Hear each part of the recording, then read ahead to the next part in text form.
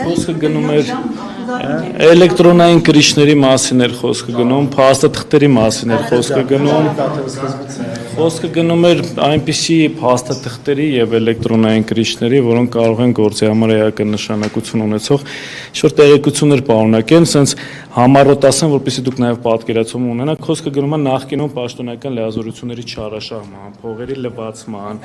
ես ավարտեմ, փաստական հանգամանքները ամբողջ չեմ կարող բացահայտեմ նախաքննական գաղտնիքից ելնելով, բայց համառոտ հետևելն է։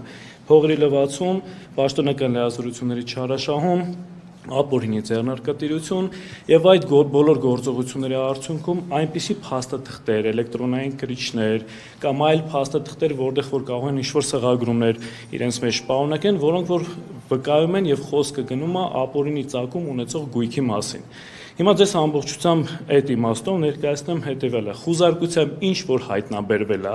նախ ապօրինի ծագում ունեցող որևէ հատկանիշ չի պարունակում, հիմնականում հուշանվեր կամ ինչ-որ այնպիսի առարկաներ, որոնք որևէ աղերս չեն կարող ունենալ գործի փաստական հանգամանքների հետ։ Սակայն միգուցե հարցը առաջանա, ինչ են այդ դեպքում այդ առարկաները վերցվել։ Պատասխանը շատ ընդհանրական է այդ մասով, որը որ տալիս է վարույթ իրականացնող մարմինը, դե քննություն կատարենք, պարզենք սա ինչի հետ է կապված։ Ավելին ասեմ, նույնիսկ առերևույթության մակարդակում երևում է այս առարկան, դրա պատկանելիությունը եւ այլն, այսինքն նույնիսկ քննություն կատարելու,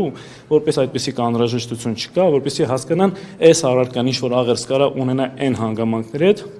որ ես քիչ առաջ նշեցի։ Պարոն Ալեքսանյան, 6 ձերբակալված անձի մասին է նշվում, տեղյակ եք ովքեր են, բացի երկրորդ նախագահը եւ ավագ որդին։ Չէ, անկեղծ ասած մենք խուզարկության ենք մասնակցում, ինչ որ տեղյակ ենք մամուլից, որովե մեկնաբանություն այս մասով չեմ կարող ասել։ Ես ընդհանրապես մի բան ֆիքսեմ, տեսեք, ըստ էության բոլորի համար հայտնի է, որ պարոն Լևոն Քոչարյանը հանդիսանում է ԱԺ պատգամավոր։ Հետևաբար այստեղ պետք է մենք վերհանենք հետևյալ հարցը, թե առհասարակ այս խուզարկությունը եթե անօրինական է, ինչու է անօրինական կամ օրինաչափը, թե առհասարակ օրինաչափ չի։ Պատասխանը շատ ակնհայտ է, օրինաչափ չի, որտեղ ըստ էության Լևոն Քոչարյանը հանդիսանալով ԱԺ պատգամավոր օժտված է անձեռնամխելիությամբ։ Իսկ պատգամավորի անձեռնամխելիությունը կարող է հաղթահարվել ոչ միայն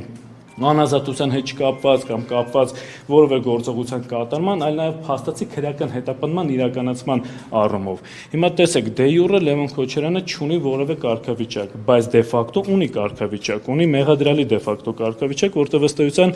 խուզարկության կատարումը ենթադրում է որոնողական գործողությունների կատարում, ինչը ենթադրում է դրանց արդյունքում հանցագործության հատկանիշների հայտնաբերման վերաբերյալ։ Այսինքն ըստ էության այս խուզարկությամբ փորձում էին հասկանալ Լևոն Քոչարյանը ապօրինի ծագում ունեցող ինչ-որ գույք, դրամական միջոցներ կամ այլ միավորներ բնակարանում պահումը թե ոչ, այսինքն մերկացնող հանցանքի կատարման մեջ մերկացնող ըստ էության գործողություններ են կատարվել։ Իսկ եթե կա գործողություններ, որոնք որ մերկացնում են անձի այս կամ այն հանցանքի կատարման մեջ, այսինքն վերջինիս արդեն իսկ փաստացի կասկածում են եւ մեղադրում են ինչ-որ արարքի կատարման մասով։ Սա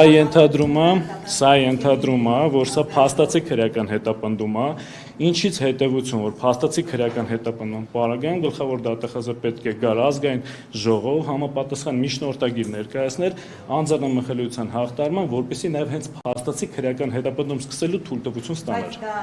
հաշվի առնելով ընթացքի հետագային կարելի է ակնկալել, որ դատախազությունը կդիմի այդ քայլերին, թե ոչինչ պետք չի բացառել եւ ոչինչի կարծում եմ տենց վրա պետք չի զարմանալ, ամեն ինչ էլ հնարավոր է, բայց մենք փաստացի ունենք մի իրավիճակ, որ այդ գործողությունը արդեն իսկ պետք է կատարվեր, մինչև այս բնակարան գալը եւ այս գործողություն կատարելը, գլխավոր դատախազը արդեն պետք է լիներ ԱԺ-ում եւ դրա վերաբերյալ համապատասխան թույլտվություն ստանար։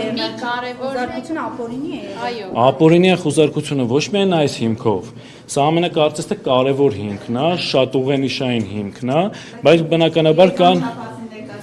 Սա մեկ այլ առհասարակ երևույթ է։ Բնականաբար խուզարկությունը կատարման ընթացքի վերաբերյալ որպես այնպիսի ինչ-որ ագրեսիվ գործողություններ չեն կատարվել, պետք է հանուն արդարության սրա մասին նշեմ, բայց պետք է նաև հաշվի առնենք հետևյալ իրավիճակը, որ Լևոն Քոչարյանի